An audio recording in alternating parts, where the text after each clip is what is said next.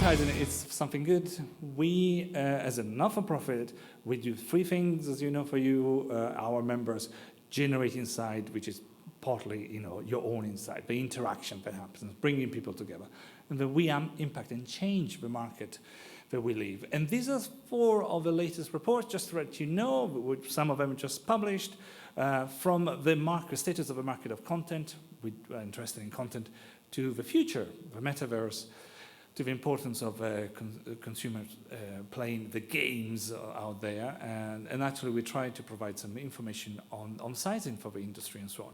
Very important, specifically, our consumer surveys. So we have a yearly, 8th year smartphone consumer study and our trust study. We've done one specifically for the US for the college students, looking at how in college these new users, the eventual young adults, we're gonna become our main customers, and how they're interestingly looking at the world in a different way. And then payments, etc. So all of it is available, and even if you're not a member, some of the stuff is available anyway, so you still have valuable information. And so that was a little advertising, but most of it is free, so I'm not sure what I'm selling, except for your mind share. Because the evolution of mobile content, I describe it in many ways. It used to be a downloads of ringtones. It used to be something very specific. It then became mobile games, a very great element. And we had the apps, and we still enjoy the apps. But by now, thanks to the bundling and other things happening, is your mobile is your payment tool. It's becoming much bigger, much greater than what we started with. It's part of your life. It's an extension of your financial technology. It's a think tank. And it's fantastically big. I mean, these numbers don't mean anything, but this is mobile content revenue in US dollar retail value. But 142 billion is a big number. And if I am wrong, shout now. Good. The coffee is not working, or you all agree with me, but I like either. I'll take the second. But these numbers are pretty standard by now. And the growth is continuing. Interestingly, we don't talk about content in that way very much. Why is that? Well, if it's 142 billion in 2022, content, COVID, difficult years, but look at how much is a global box office sales. That's cinemas for me and you. 42 billion in 2019 before it crashed in the following years. So global mobile content sales is a lot of money, even in comparison to cinema or in comparison to the record industry. But in 2009, again, a bit less, but there has been impact there. It was about $20 billion. So super big. And yet we don't hear huge conferences about mobile content. Maybe we should do something. Maybe we should talk more about it. And look at the game industry specifically. This is from one of the reports again. 45% of the game industry comes from mobile games in retail value. So yeah, that is more than your consoles, that is more than your PC downloads. That is actually more than PC consoles and PC downloads and console put together. That is a big, big market. And I keep on repeating myself, yet we don't talk about mobile content that much. I haven't seen a magazine in one of the racks and say, mobile content are there, but for all of this stuff, it is. So that's something that we have met for as a little championing industry sides. We think we need to talk more about. And then, by the way, there's lots of very small details to see. Hey, first of all, if you can see, read from the back. Any of you would like to read something? No? No, it's not working. It's too small, but the slides will be available. Don't worry. As a matter of fact, the reports are available.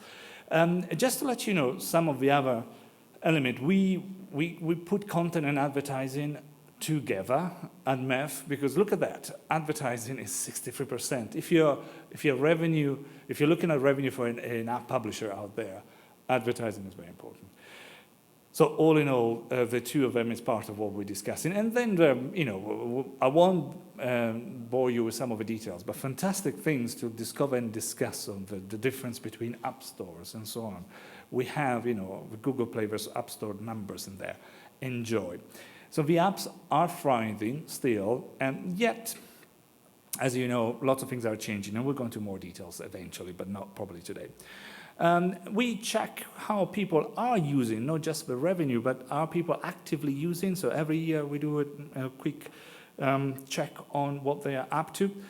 75% of smartphone users are listening to music on their mobile phone. 71% are playing games. 71% are also playing videos. Podcast, we didn't monitor until recently, so about 37% of people, this is for US specifically, I think, by the way, all of these are specific to the US. And books and magazines, 33% are saying they're reading either on a mobile phone. And check the last numbers there, that's how much it's grown year on year. Important because it had already grown a lot during the COVID years. So this is the last surveys we had. But the growth continues. So COVID was not a blip. It was just an amplification of a trend that was already existing. And here we go, however. If we are asking direct carrier billing what our Steve and Mike were saying, that DCB was a fantastic thing and they opened up so many doors. Why does direct carrier billing work? If you ask the users themselves, well, it's pretty clear. They think it's fast and convenient, and most of all, it's convenient. Something easy. You touch it. So that's something to celebrate, and we want to say that that's there, why not? But at the same time, okay, here we need to talk about the other side, and that's probably what we're going to be talking with our colleagues next as well. Not everything is absolutely fine in direct carrier billing. Concerns with mobile payments from the US, and you could actually check the different things, different countries and so on, but look at that. In 28% are worried that their payment details might be stolen. The future payments will be authorized without their consent, 27%. 24%, 1 in 4, believe that it could be overbilling. 23%, they might be subscribing to something without realizing. 21%, spending too much without realizing. So only 30%, less than 1 in 3, will say, okay, it's fine, there's nothing happened to it. That's not a good situation to start with. When 7 out of 10 of our customers on mobile are afraid of doing something, that's something we need to change as an industry. And by the way, the final and last of a little advertising for MEF, we can change and we have changed. We did discuss, we have in some countries, very happy to tell you about Brazil, we do work on a code of conduct for how things are doing. And we've seen improvements. We talked with the regulators and the operators, the content. We have turned around the situation that looked very bad. So things are in your hand. And I would like now to take a little breather and start talking with you and see the good, the bad, the ugly, and the beauty of direct carrier billing as well. So that's all from me. And Rob, was that fast enough? Fine, I got the clear bill of health. So I'll leave you now with the rest of the speakers and disappear for a bit. Enjoy.